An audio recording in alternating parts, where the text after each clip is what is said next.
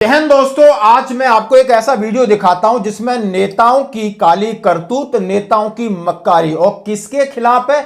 मजदूर संघ के खिलाफ है। यानी किसके खिलाफ है? यानी देश के कर्मचारियों के खिलाफ है। मैं क्यों कह रहा हूं? जब कहा गया कि ट्रेड यूनियन विकास में अवरोधक है, मैं जानता हूं यहां हमारे तमाम साथी अलग अलग दलों के, हम ट्रेड यूनियंस को किस तरह की महत्ता देते थे और देते हैं।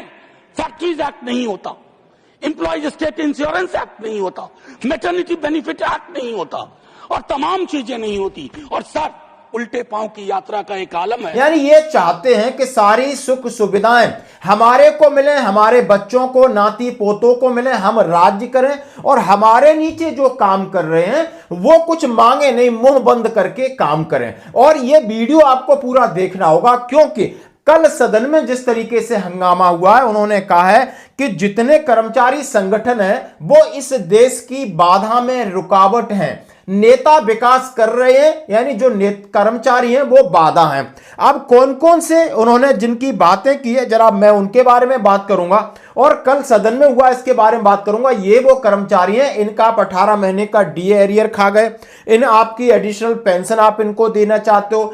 पेंशन 3 प्रकार की कर दी आपने, पुरानी नई यूनिफाइड कर दी है। कम्यूटेशन से आप पूरा ब्याज लेना चाहते हो, यानी और ग्रेचुटी आप इनकी बंद कर दी है, आपने यूपीएस लगा दिया, आपने अग्निवीर लगा दिया। तो ये है नेता, और ये वो नेता है कि उपराष्ट्रपति के पद से इस्तीफा देने के बाद अपनी पेंशन ढूंढ रहे कि 2, 3, 4। और ये मैं बात कर रहा हूं मां धनखड़ साहब की, जैसे ही उपराष्ट्रपति पद से निकले अपनी पेंशन ढूंढना शुरू कर दिया, मेरी पेंशन कहां है। धनखड़ साहब अभी इस्तीफा देके गए थे, पूरी दुनिया उनको ढूंढे तो पेंशन ढूंढे थे। उपराष्ट्रपति की पेंशन 2 लाख, सांसदी का 45,000, विधायकी का 32,000, 2.25 लाख रुपए कौन आदमी लेगा? जो विधायक रहा, सांसद रहा, मंत्री रहा, राज्यपाल रहा, उपराष्ट्रपति, इतने बड़े आदमी को 3-3 पेंशन जरूरत है? आर्थिक भार जब नहीं आ रही, आर्थिक भार नहीं आ रहा क्या? ये झूठ बोला जा रहा है। आप 3-3 पेंशन लोगे, 1 पेंशन नहीं दोगे, झूठ बोला। और दुनिया की आर्थिक महाशक्ति बन रहे हैं, दुनिया की आर्थिक तो आर्थिक महाशक्ति बन रहे हैं, तो फिर क्या दिक्कत है? फिर दिक्कत क्या है? और हम भी टैक्स पेयर हैं, हम सब टैक्स देते हैं देश को। तो अगर हमारे टैक्स से पैसे 3 ले सकते हैं, उसी टैक्स से हम 1 पेंशन का हकदार है। तो नेताओं का हाल ये है, और नेताओं के अब सिर पे ऐसे लग रहा है कि जैसे हम राजा हैं। यानी वो नेता नहीं, राजा है। मैं राज्य करूंगा, मेरा लड़का राज्य करेगा, मेरा पोता राज्य करेगा, मेरे नातेदार रिश्तेदार राज्य करेंगे और आपने चुपचाप सुनना है। अब मैं बात करूंगा कल जैसा कि आपके सामने जो सदन में चल रहा है, सुबोध कांत सहाय कुछ कह रहे हैं। उन्होंने कहा इस देश के लिए जान जोखिम में डालने वाला एक मजदूर, चाहे वो सीवर साफ करता है, गटर साफ करता है, कंपनियां चलाता है, रेल चलाता है, आए दिन इनकी मौत होती है। सैनिक, मतलब आप समझ सकते हो सेना की क्या हालत है, पैरामिलिट्री फोर्स की क्या हालत है। और अब सरकार कह रही है ये ही सबसे बड़ा रोड़ा है, यानी ट्रेड यूनियन विकास में अवरोधक है। अब ट्रेड यूनियन की इन्होंने बात किया है, तो ट्रेड यूनियन का मतलब होता है यानी ये संघ असंगठित और संगठित दोनों क्षेत्रों में काम करते हैं, श्रम कानूनों, मजदूरी, सामाजिक सुरक्षा जैसे मुद्दों पर अपनी मांगें उठाते हैं, हड़ताल करते हैं, यानी सरकार से बातचीत करते हैं। तो ये अब सरकार को चुभ रहे हैं, सेना की तरह चुप बैठे रहो, जो मिल रहा है ले लो। और क्योंकि सैनिक को पैसा कहां गिनता है, सैनिक तो सोचता है मैं जिंदा घर जाऊंगा या नहीं जाऊंगा। वो भी आप वीडियो देखिए, हमारा एक जाट भाई, यानी जाट बलवान और पहलवान रिटायरमेंट की खुशी में किस तरह झूम रहा है, उसकी मां, उसकी वाइफ, उसके परिवार किस तरह झूम रहे हैं।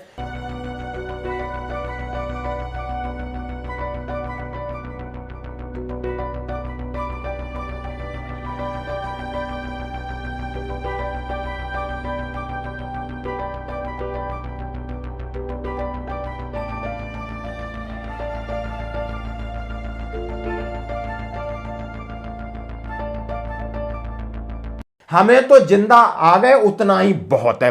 अब मैं बात करूंगा ट्रेड यूनियन की, यानी जैसे भारतीय मजदूर संघ, यानी Indian national trade union, Akhil Bharatiya trade union, Hindu मजदूर सभा, सेंटर ऑफ, इतनी सारी आपके ट्रेड यूनियन है जिनको बीएमएस जो मैंने नाम लिया है और आप देख रहे हो, ये 1947 की है, कोई 1920 की है, 1948, 1970, 1972, 1969, यानी इन लोगों का काम है अपना एक संगठन है ताकि सरकार के सामने उनकी पे को लेकर, पेंशन को लेकर, महंगाई भत्ता, महंगाई राहत, स्वास्थ्य, इंक्रीमेंट, ड्यूटी, लीव, बेनिफिट को सरकार के सामने अपनी बात रख सकें।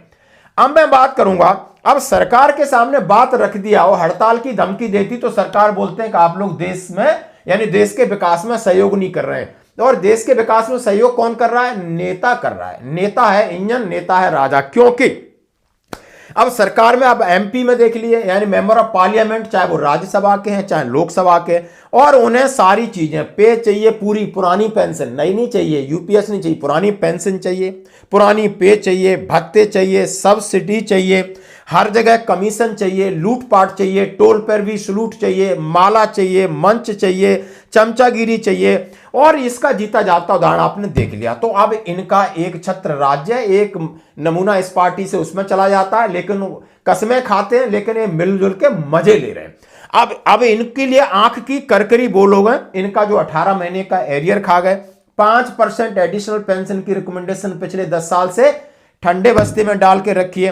पुरानी पेंशन को नई बनाया, नई को यूनिफाइड बनाया। और वहां पर लोग देखो किस तरीके से कह रहे हैं, नेताओं के ऊपर कटाक्ष भी कर रहे हैं। जरा वो भी सुनिए, वो भी मैं आपको दिखाऊंगा। बहुत जबरदस्त चीज है जो आज उठ के आई है। मेडिकल अलाउंसेस बंद कर दो, ग्रेच्युटी बंद कर दो, कम्यूटेशन रिकवरी 15 साल जो दे रहे हैं उसका पूरा ब्याज ले लो, चूस लो, काम में चूस लो और उन्हें पैसा देने में कंजूसी कर लो। यह है सरकार की नीति और नीयत। सरकार की नहीं कह रहा हूं, सभी नेताओं की। एक पार्टी से दूसरी पार्टी बदल जाती है और इनका तरीका नहीं बदलेगा, क्योंकि अब इसी तरीके से इनके ऊपर दबाव डालना पड़ेगा।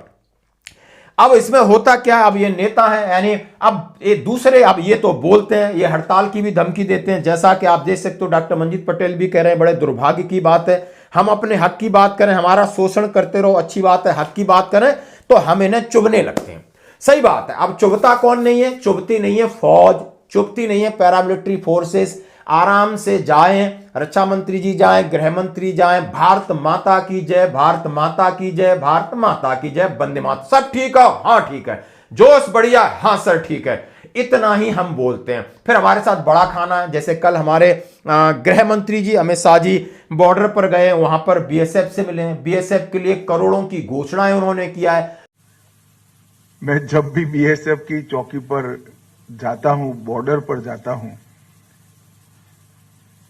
चाहे कच्छ का रेगिस्तान हो, चाहे राजस्थान का रेगिस्तान हो, चाहे जम्मू कश्मीर का क्षेत्र हो, हमेशा आप सभी से कर्तव्य बोध और कर्तव्य निर्वहन दोनों गुणों को सीख कर वापिस जाता हूं कि अपने मन के अंदर लगन के साथ कर्तव्य का निर्वहन कैसे करते हैं, इसका सबसे उत्कृष्ट उदाहरण सभी सेवाओं में अगर कोई है तो बीएसएफ के मेरे जवान हैं जो सीमा पर लगे रहते हैं। वेलफेयर की घोषणाएं किया, तमाम तरीके किया है, फिर उनके साथ बड़ा खाना खाया है। हमारे रक्षा मंत्री जी भी बड़ा खाना खाते हैं, घोषणा करते, लेकिन हमारी तरफ से कोई प्रतिक्रिया नहीं है। हमारी समस्या, हमारे मुद्दे, हम भगवान भरोसे हैं। क्यों? क्योंकि हम ऐसी स्थिति में नौकरी करते हैं वहां हम ये सोचते हैं कि कम से कम हम जिंदा घर जाएंगे या नहीं जाएंगे। हमारे पास हिसाब किताब नहीं होता कि कम्यूटेशन, ग्रेच्युटी, लीव जाकर के हम ये करेंगे। बस एक छोटा सा घर बन जाए और अपने बीवी के साथ आराम से रहेंगे, ना काहू से दोस्ती, ना काहू से बैर। और ये इस पद्धति पे इनको अच्छे लगते हैं, चुपचाप अपना काम करें। शहीद हो गए तो रो रहे हैं, बिलख रहे हैं, परिवार है, फिर भी हम भगवान के भरोसे हैं। तो ये तो अच्छे लगते हैं। जैसा कि आप देख सकते हो, जब इनके मुद्दे होते हैं, अब ये कह रहे हैं कि हमारा पे कमीशन है, वहां पर हमें क्या मिलेगा भगवान जाने, डीए मिलेगा नहीं मिलेगा भगवान जाने, ग्रेच्युटी मिलेगी भगवान जाने, क्योंकि हमारे पास कोई संगठित नहीं है और ना ही हम इस तरीके की बातें रख सकते हैं। जैसे हम सर्विंग हैं और रिटायर्ड आने के बाद छोटी मोटी बातें कभी कभार उठती हैं, उनका क्या असर होता है वो आप देख चुके हो।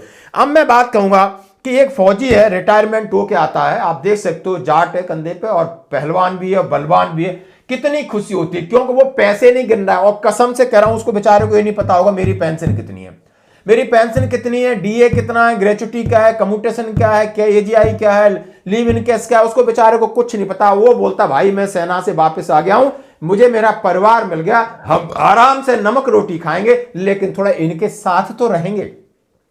तो हमारी तो ये स्थिति है। आपका इसके ऊपर क्या कहना है? यानी कल जो सुबोधकांत साय का वीडियो, जो संसद में हंगामा हुआ कि कम से कम सरकार को ऐसा बयान देने से बचना चाहिए, यानी सरकार ये सोच रही है कि सब देश को बस हम ही चला रहे हैं और जितने लोग हैं वो सरकार के ऊपर बोझ बनते जा रहे हैं, खासकर कर्मचारी। क्योंकि आपको 8वां वेतन आयोग की मांग करते हो, आप फिटमेंट फैक्टर की मांग कर देते हो, आप एडिशनल पेंशन की मांग कर देते हो, 18 महीने डीए की बात कर देते हो, डीआर बढ़ाने के तरीके आप देख, तमाम चीजों को लेकर अब कर्मचारी इनके सामने आमना सामना कर रहे हैं तो इन्हें कहीं ना कहीं मिर्ची लग रही। तो आपका क्या कहना है, जरूर करें कमेंट्स। धन्यवाद।